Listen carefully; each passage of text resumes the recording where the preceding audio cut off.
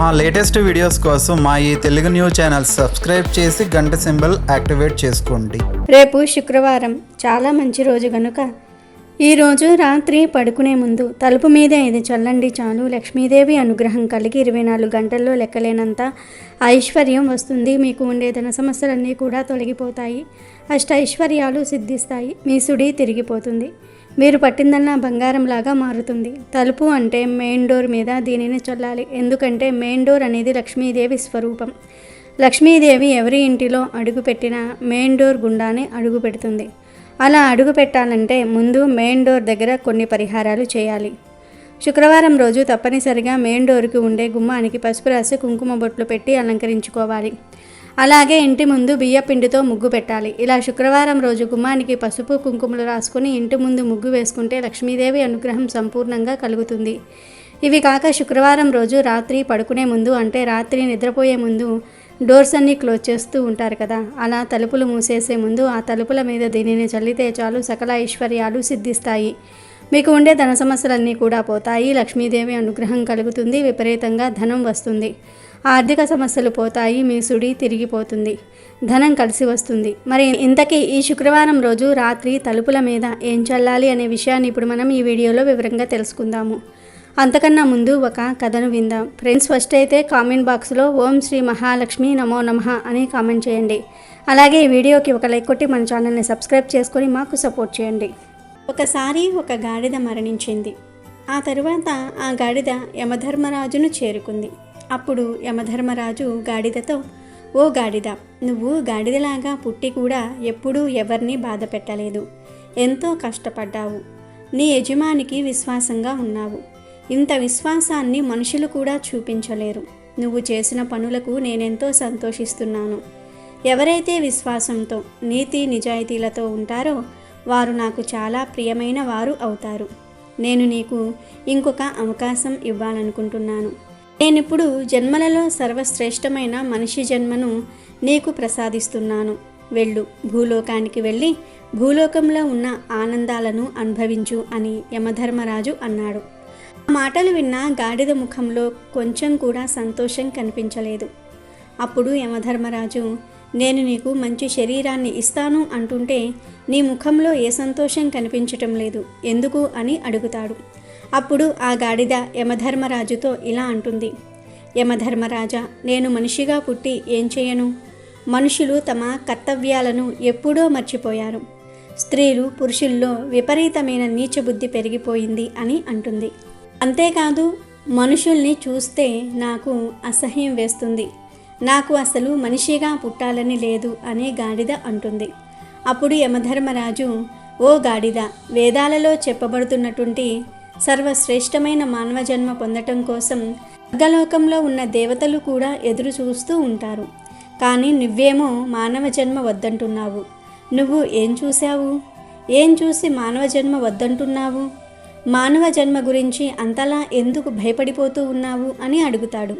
అప్పుడు గాడిద, ఓ యమధర్మరాజా, నేను చెప్పే విషయాలను వింటే మీరు కూడా మనుషుల విషయంలో భయపడతారు, బాధపడతారు. భూలోకంలో మనుషులు మనుషుల్లాగా లేరు. భూలోకంలోని మానవులు మేము స్త్రీలమా పురుషులమా అని కూడా మర్చిపోతూ ఉన్నారు.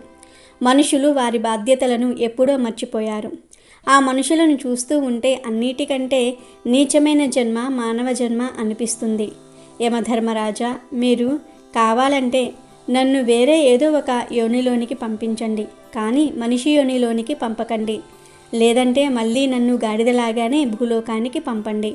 అంతేగాని మనిషి జన్మ నాకు వద్దు అని గాడిద అంటుంది. అప్పుడు యముడు, ఓ గాడిద, నువ్వు మనుషులు చేసే ఏ పనులు చూశావు? ఎందుకు నువ్వు మనిషిలాగా జన్మించడానికి ఇంతలా భయపడుతూ ఉన్నావు, బాధపడుతూ ఉన్నావు అని అడుగుతాడు. అప్పుడు ఆ గాడిద, యమధర్మరాజా, మీకు తెలుసుకోవాలని కోరికగా ఉంటే నేను చెప్తాను వినండి. నేను చూసిన 3 సంఘటనలను చెప్తాను వినండి. మొదటి సంఘటన ఏమిటి అంటే, ఒకసారి ఒక యువ పండితుడు కాశీలో విద్యను అభ్యసించడానికి వెళ్ళాడు. తను 12 సంవత్సరాల పాటు విద్యాభ్యాసం పూర్తి చేసి తిరిగి ఇంటికి వచ్చాడు. ఇంటికి వచ్చాక ఆ పండితుడు తన తండ్రితో ఇలా అన్నాడు, నాన్నగారు, నేను వేదాంగాలు నేర్చుకున్నాను. కాబట్టి మీరు నన్ను ఏదైనా ప్రశ్న అడగండి, నేను దానికి సమాధానం చెప్తాను అని అన్నాడు. ఇప్పుడు ఆ యువ పండితుడితో తండ్రి ఇలా అన్నాడు, నువ్వు అన్ని చదువుకొని వచ్చాను అంటున్నావు కాబట్టి నేను నీకొక ప్రశ్న అడుగుతాను, దానికి సమాధానం చెప్పు అని పాపానికి తండ్రి ఎవరు అని అడిగాడు. అప్పుడు ఆ యువ పండితుడు ఆలోచనలో పడ్డాడు. పాపానికి తండ్రా? ఈ విషయాన్ని నేను ఏ పుస్తకంలోనూ చదవలేదు, అసలు ఈ విషయం ఏ పుస్తకంలోనూ లేదు అని ఆలోచనలో పడ్డాడు. ఎలా అయినా సరే ఈ విషయం తెలుసుకోవడానికి రాత్రంతా అనేక పుస్తకాలు చదివాడు. కానీ ఎన్ని పుస్తకాలు చదివినా సమాధానం దొరకలేదు. మరుసటి రోజు తండ్రి మళ్ళీ కొడుకును అడుగుతాడు, నీకు పాపానికి తండ్రి పేరే తెలియనప్పుడు నువ్వు అంత దూరం వెళ్ళి ఏం చదువుకొని వచ్చావు అన్నాడు. తండ్రి మాటలు విన్న యువ పండితుడు, మీరు ఏమీ చింతించకండి, నేను ఎలా అయినా పాపానికి తండ్రి పేరేమిటో తెలుసుకుని వస్తానని మళ్ళీ ఆ యువ పండితుడు కాశీకి బయలుదేరాడు. దారిలో అతనికి దాహం వేసింది. అక్కడే అతనికి ఒక ఇల్లు కనిపించింది. ఆ యువ పండితుడు ఆ ఇంటి దగ్గరకు వెళ్ళి ఆ ఇంట్లో ఉన్న స్త్రీతో, అమ్మా, నేను చాలా దూరం నుండి వస్తూ ఉన్నాను, నాకు దాహంగా ఉంది, కొంచెం మంచినీళ్ళు ఇవ్వండి అన్నాడు. అప్పుడు ఆ స్త్రీ అతనికి కొన్ని నీళ్లు ఇచ్చింది. ఆ యువ పండితుడు ఆ మంచినీళ్లు త్రాగిన తర్వాత, ఇది ఎవరి ఇల్లు, మీరు ఎవరు అని అడిగాడు. అప్పుడు ఆ స్త్రీ, మీరు ఈ నీళ్లు తాక్కముందే ఆ ప్రశ్న అడిగి ఉండాల్సింది, ఇప్పుడు ఎందుకు అడుగుతున్నారు? కానీ అడుగుతున్నారు కనుక చెప్తున్నాను, ఈ ఇల్లు ఒక వేశ్యది, నేను ఒక వేశ్యను అని అంది. అది విన్న యువ పండితుడు, అయ్యో, నేను ఎంత పెద్ద అపరాధం చేశాను, నేను ఒక వేశ్య ఇంట్లోని నీళ్లు త్రాగాను, నేను పాపానికి తండ్రి పేరు వెతుక్కుంటూ వచ్చి నేను ఇంకా పాపాత్ముడిని అయ్యాను అనుకుంటూ ఉండగానే ఆ వేశ్య ఇలా అంటుంది, ఇంతకీ మీరు ఎవరు, ఎక్కడికి వెళ్తున్నారు అని అడిగింది. దానికి ఆ పండితుడు మొత్తం విషయమంతా కూడా ఆ వేశ్యతో చెప్పి, నేను పాపానికి తండ్రి పేరు తెలుసుకోవడానికి కాశీకి వెళ్తున్నాను అన్నాడు. అప్పుడు ఆ వేశ్య, ఇతను 12 సంవత్సరాలు కాశీలో చదువుకొని వచ్చారు, అయినా కూడా పాపానికి తండ్రి పేరు ఏమిటో తెలియదు, ఇప్పుడు మళ్ళీ కాశీకి వెళ్తే మాత్రం పాపానికి తండ్రి పేరు ఎలా తెలిసిపోతుంది అని మనసులో అనుకుంటుంది. ఈ పండితుడు ఎలాగో నా దగ్గరకు వచ్చాడు కాబట్టి ఆ సమాధానం ఏమిటో నేను ఇతనికి చెప్తే సరిపోతుంది కదా అని ఆలోచించి ఆ వేశ్య ఆ పండితుడితో, మహాత్మా, నీకు పాపానికి తండ్రి పేరు తెలుసుకోవాలని ఉన్నట్లయితే మీరు కాశీకి వెళ్ళవలసిన అవసరం లేదు, పాపానికి తండ్రి పేరు నేనే నీకు చెప్తాను అని అంది. అప్పుడు ఆ పండితుడు, నువ్వు నాకు ఆ పేరు చెప్పావంటే నేను అంత దూరం వెళ్ళవలసిన పని ఉండదు, అదేదో త్వరగా చెప్పు అంటాడు. అప్పుడు ఆ వేశ్య, ఓ మహాత్మా, నేను మీకు ఆ పేరు చెప్తానులే కానీ మీరు చాలా నీరసంగా ఉన్నారు, మీరు చాలా దూరం నుండి నడిచి వచ్చారు, అందువలన మీరు కాసేపు ఇక్కడ విశ్రాంతి తీసుకోండి, ఆలోగా నేను మీకు భోజనం సిద్ధం చేస్తాను, మీరు భోజనం చేసిన తర్వాత మీకు ఆ సమాధానం చెప్తాను అంది.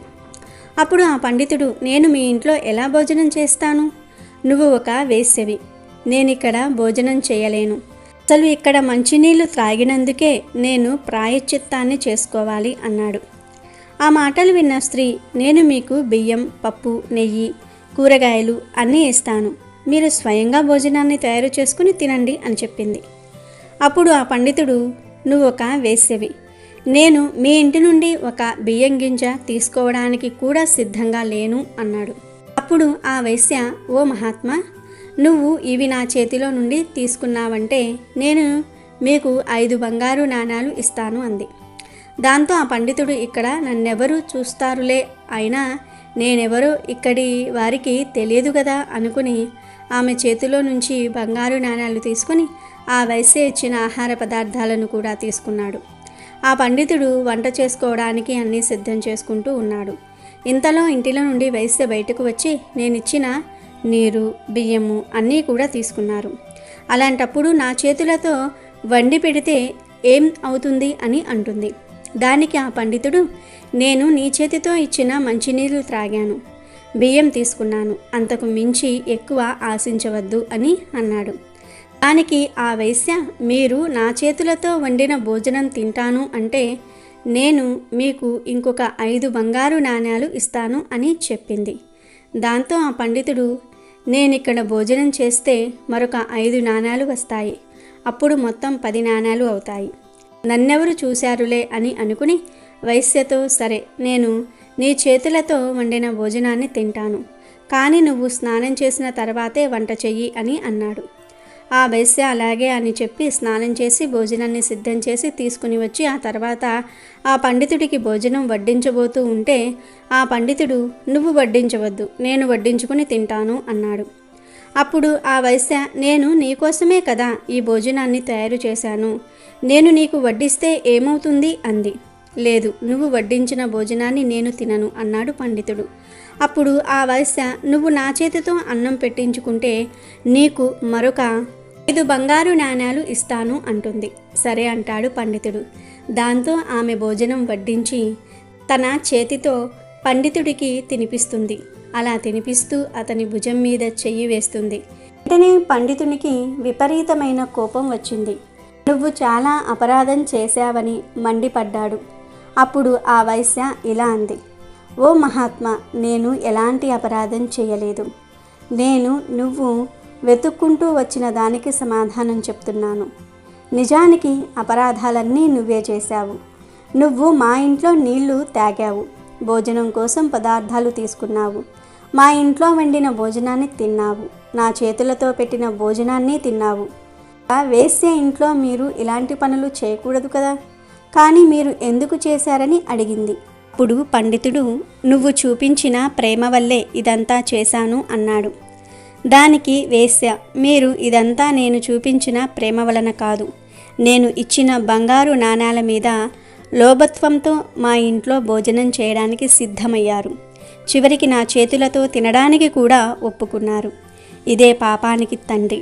నువ్వు లోభత్వంతో చేయకూడని పనులన్నీ చేశావు.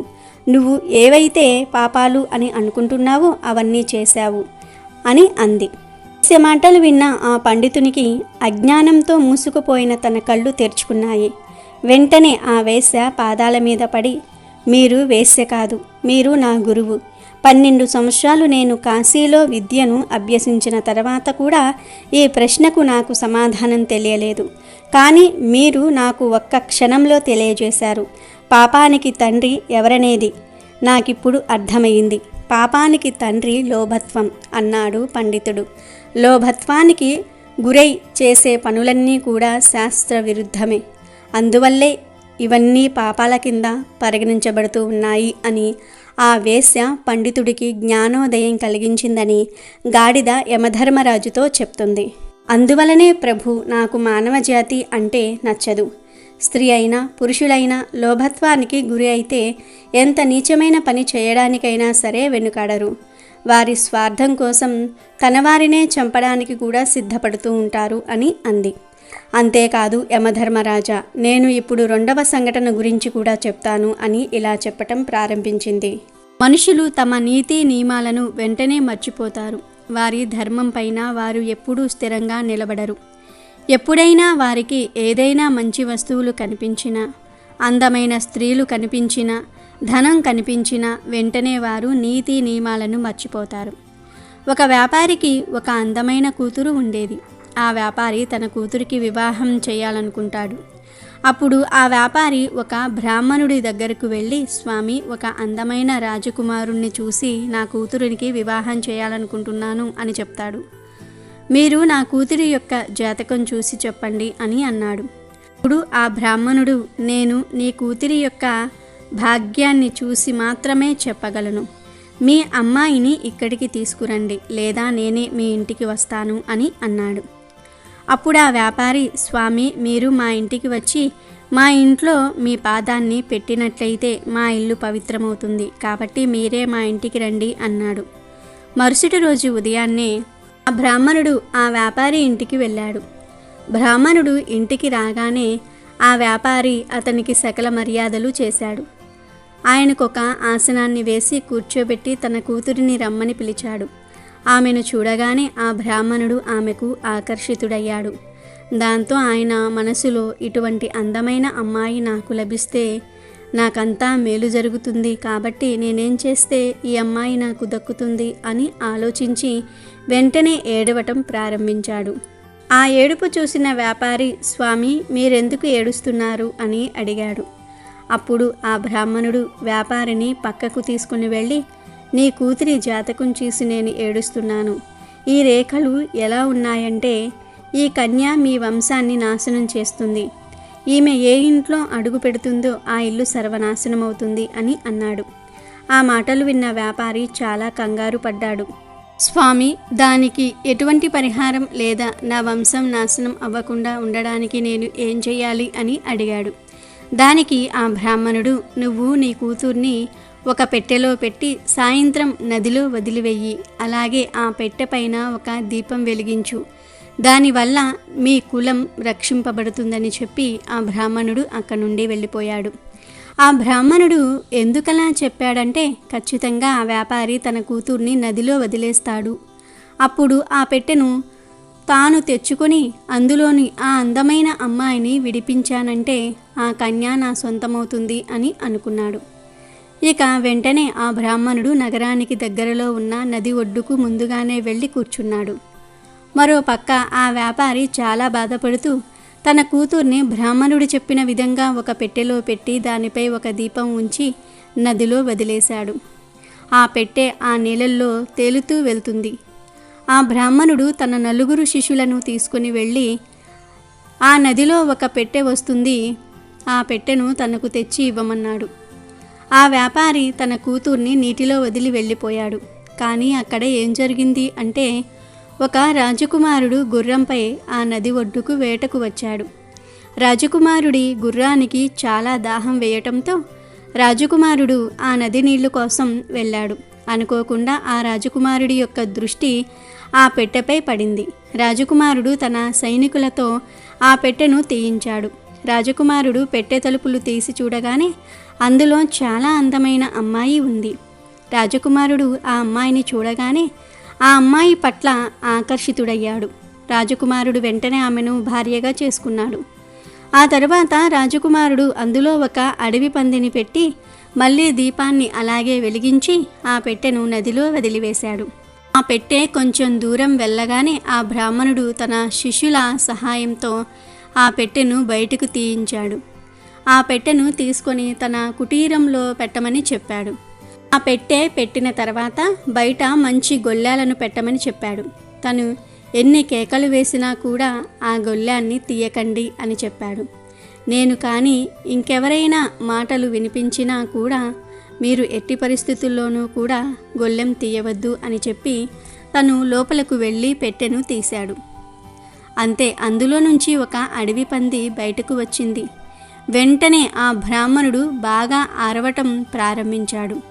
తలుపులు తీయమని శిష్యులను బ్రతిమిలాడారు, కానీ ఎవ్వరూ తలుపులు తీయలేదు. చివరికి అడవి పంది బ్రాహ్మణుడిని చంపివేసింది. కాసేపటికి ఎటువంటి శబ్దాలు వినపడకపోవటంతో బయట ఉన్న శిష్యులు తలుపు తీసి చూసేసరికి గురువు చనిపోయి ఉన్నాడు. ఆ పంది కూడా అక్కడి నుండి పారిపోయింది. వేదాంగాలు అభ్యసించిన ఆ బ్రాహ్మణుడు తన నీతి నియమాలను మర్చిపోయి కామానికి లోనయ్యి చెడు చేయడానికి ప్రయత్నించాడు.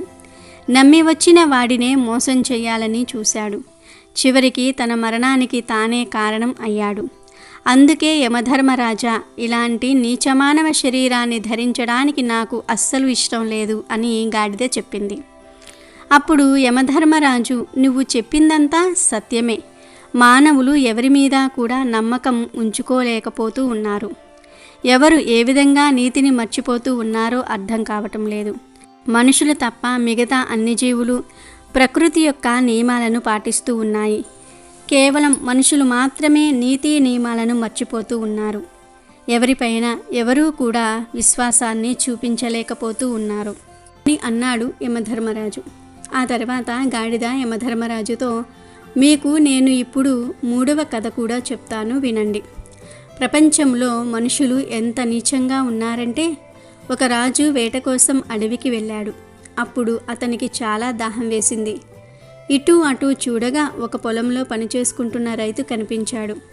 ఆ రైతు దగ్గరకు వెళ్ళి, నాకు చాలా దాహంగా ఉంది, కాస్త నీళ్లు ఇవ్వండి అని అడిగాడు. కానీ ఆ రైతు దగ్గర కూడా మంచి నీళ్లు లేవు. కానీ ఆ రైతు తన పొలంలో పుచ్చకాయలను పండిస్తూ ఉన్నాడు. వెంటనే ఒక పుచ్చకాయను కోసి ఆ రాజుకు ఇచ్చాడు. రాజు ఆ పుచ్చకాయలోని రసాన్ని అంతా కూడా తాగి తన దాహాన్ని తీర్చుకున్నాడు. ఆ తర్వాత ఆ రైతుతో రాజు ఇలా అంటాడు, నువ్వు ఎంత పన్ను చెల్లిస్తూ ఉన్నావు అని అడిగాడు. అప్పుడు ఆ రైతు, మహారాజా, నేను 1 రూపాయిని పన్నుగా చెల్లిస్తూ ఉన్నాను అని చెప్పాడు. అది విన్న రాజు వెంటనే, ఇంత పెద్ద పంట పండించి కేవలం 1 రూపాయి మాత్రమే పన్నుగా చెల్లిస్తూ ఉన్నావా అన్నాడు. రాజు వెంటనే మంత్రిని పిలిపించి, ఈ రోజు నుండి రైతులకు పన్నులు పెంచండి అని చెప్తున్నాడు.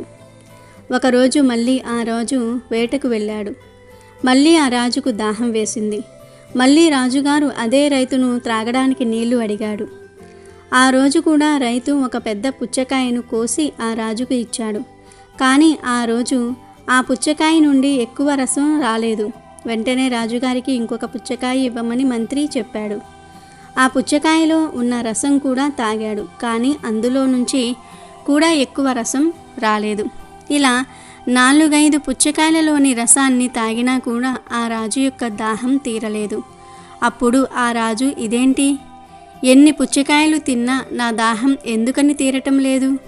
కానీ ఆ రోజు ఒక్కటే పుచ్చకాయ నా దాహాన్ని తీర్చిందని మంత్రితో అన్నాడు. అప్పుడు మంత్రి, మహారాజా, పుచ్చకాయలలో రసం ఎండిపోయింది. ఎందుకంటే మీరు పుచ్చకాయలలోని రసాన్ని చూసి రైతులపై పన్ను భారాన్ని పెంచారు. అక్కడ మీ వక్రబుద్ధి చూపించారు. మీరు చేసిన ఈ పనికి భూదేవి ఆ పళ్ళల్లోని రసాన్ని తనలో దాచుకుంది. అందుకే ఎప్పుడూ కూడా బాధ్యతతో వ్యవహరించాలి, బాధ్యతాయుతంగా ఉండాలి. మన చెడు ఆలోచనలు ఎదుటి వాళ్లను కూడా చెడుగా మారుస్తాయి. అదే ప్రకృతి నియమం అని మంత్రి రాజుతో తను చేసిన తప్పు గురించి తెలియజేశాడు. ఆ గాడిద చెప్పిందంతా కూడా విన్న యమధర్మరాజు, నువ్వు చెప్పిందంతా కూడా సత్యమే, నేను కూడా అంగీకరిస్తూ ఉన్నాను. కానీ అందరూ అలాంటి వారు అనుకోవటం కూడా సరైనది కాదు కదా. మంచి మనుషులు కూడా భూలోకంలో ఉన్నారు. నువ్వు చెడ్డవాళ్లను చూసి ఈ విధంగా మాట్లాడుతూ ఉన్నావు. ఎవరు ఏ విధంగా కర్మలు చేస్తారో దాని ఆధారంగానే వారికి ఫలితాలు కూడా లభిస్తాయి. కాబట్టి నేను నీ నిర్ణయాన్ని గౌరవిస్తూ నీకొక దివ్యమైన దేవతా రూపాన్ని ఇస్తున్నాను. నువ్వు కూడా దేవతలో ఒకరిగా ఉండు, ఆనందమైన జీవితాన్ని అనుభవించు అని చెప్పాడు. అప్పుడు ఆ గాడిద ఒక దివ్యమైన దేవత రూపం తీసుకుని స్వర్గలోకానికి వెళ్ళిపోయింది. వీడియోలోకి వస్తే ప్రతి ఒక్కరికి కుటుంబంలో ఏదో ఒక సమస్య ఉంటుంది. కుటుంబంలో కాకపోయినా బయట పనిచేసే చోట, వ్యాపారం చేసే చోట ఏదో ఒక సమస్య ఉంటూనే ఉంటుంది. కొందరు ఆర్థిక సమస్యలతో బాధపడుతూ ఉంటారు. మరికొందరు ఆరోగ్య సమస్యలతో, మనశ్శాంతి కరువైపోయింది అని, వ్యాపారంలో నష్టాలు కలుగుతున్నాయని, ఆర్థిక పరంగా ఎదగటం లేదని, వృత్తి ఉద్యోగాల్లో పురోగతి సాధించలేకపోతూ ఉన్నామని చింతిస్తూ ఉంటారు. ఎప్పుడూ ఏదో ఒక సమస్య వెంటాడుతూనే ఉంటుంది. మనశ్శాంతిగా జీవితాన్ని గడపలేక, ఆనందంగా ఇతరులతో సమయం గడపలేక ఇబ్బందికి గురి అవుతూ ఉంటారు. వీటన్నిటికీ కారణం మీపై లక్ష్మీదేవి అనుగ్రహం లేకపోవటం. లక్ష్మీదేవి అనుగ్రహం లేకపోతే మనిషి జీవితంలో సుఖం అనేది ఉండదు. ఎంత సంపాదించినా డబ్బు ఉండదు. ఎన్నో రకాల సమస్యలను ఎదుర్కొంటూ ఉంటారు. చాలామంది డబ్బును పొదుపు చేసి ఇల్లు, వాహనము, బంగారము వంటివి కొనుగోలు చేసుకోవాలని ఆశిస్తూ ఉంటారు. కానీ కొన్ని కారణాల వల్ల డబ్బును పొదుపు చేయలేరు. డబ్బు అనేది అస్సలు ఇంటిలో నిలవటం లేదు అని చింతిస్తూ ఉంటారు. మీరు పొదుపు చేసే డబ్బు మీ దగ్గర అస్సలు ఉండటం లేదు అంటే దానికి అర్థం మీపై లక్ష్మీ అనుగ్రహం లేదని. లక్ష్మీదేవి అనుగ్రహం మన కుటుంబంపై లేకపోతే మన కుటుంబంలో అస్సలు మనశ్శాంతి అనేది ఉండదు. ఎప్పుడూ ఏదో ఒక గొడవ అవుతూనే ఉంటుంది. ఇంటి సభ్యులు కారణం లేని గొడవలు పడుతూ ఉంటారు. వీటన్నిటికీ కారణం లక్ష్మీదేవి అనుగ్రహం మీపై, మీ ఇంటిపై లేకపోవటమే అని జ్యోతిష్య పండితులు చెప్తూ ఉన్నారు. లక్ష్మీదేవి మిమ్మల్ని కరుణిస్తే మీకు దేనికి లోటు అనేదే ఉండదు. మరి లక్ష్మీదేవి అనుగ్రహం కలగాలి అంటే, ఆమె కరుణాకటాక్షాలు ఎల్లప్పుడూ మనపై ఉండాలి అంటే పూజలు చేస్తే సరిపోదు, కొన్ని పరిహారాలను కూడా పాటించాలి. లక్ష్మీదేవి అనుగ్రహం మనం సులభంగా పొందడానికి పరిహార శాస్త్రంలో ఒక మంచి పరిహారం చెప్పబడింది. ఈ పరిహారం శుక్రవారం రోజు రాత్రి పడుకునే ముందు, తలుపులు క్లోజ్ చేసే ముందు చేస్తే చాలా అద్భుతమైన ఫలితాలు పొందవచ్చు. అసలేం చేయాలి అంటే, శుక్రవారం రోజు రాత్రి మీ పనులన్నీ కూడా పూర్తి చేసుకుని పడుకున్న ముందు డోర్ క్లోజ్ చేస్తారు కదా, అలా క్లోజ్ చేసే ముందు ఒక గ్లాసుడు నీటిని తీసుకుని అందులో కొంచెం పచ్చకర్పూరము, 5 చుక్కల ఆవు పాలు వేయండి. తర్వాత ఆ గ్లాసులోనే అర స్పూన్ గంధం కూడా వేయండి. గంధం లేకపోతే పసుపును అయినా సరే వేసుకోవచ్చు. లాస్ట్లో ఈ నీటిలో 1 స్పూన్ గల్లులుప్పు వేసి వీటన్నిటిని మిక్స్ చేసేసి ఇవన్నీ కలిపినటువంటి నీటిని చక్కగా మీ మెయిన్ డోర్ మీద చల్లేయండి. అంటే బయటకు వచ్చి చల్లండి.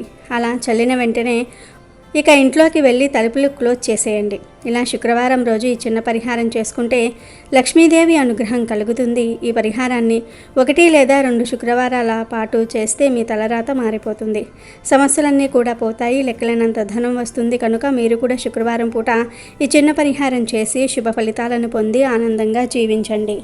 అమెజాన్లో బెస్ట్ డిస్కౌంట్స్ కోసం వీడియో డిస్క్రిప్షన్లో లింకు ఉంది, చూడండి. అలాగే మా టెలిగ్రామ్ ఛానల్ సబ్స్క్రైబ్ చేసుకోండి.